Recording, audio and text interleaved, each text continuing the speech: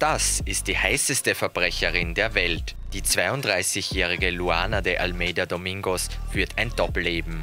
Einerseits ist sie Anwältin, Model und TV-Reporterin. Hauptberuflich ist die schöne Blondine aber für ein berüchtigtes Drogenkartell im Einsatz. Domingo fungiert als Drogenkurier und Verbindungsfrau. 2016 fliegt sie aber auf und ist seither auf der Flucht. Die Polizei setzt sogar ein Fahndungsgeld in der Höhe von fast 14.000 Euro auf Luana de Almeida Domingo aus. Jetzt wird die heißeste Verbrecherin der Welt in Sao Paulo in Brasilien gefasst. Sie versteckt sich in einem Luxusresort am Strand. Bei der Verhaftung fließen bei Domingo die Tränen.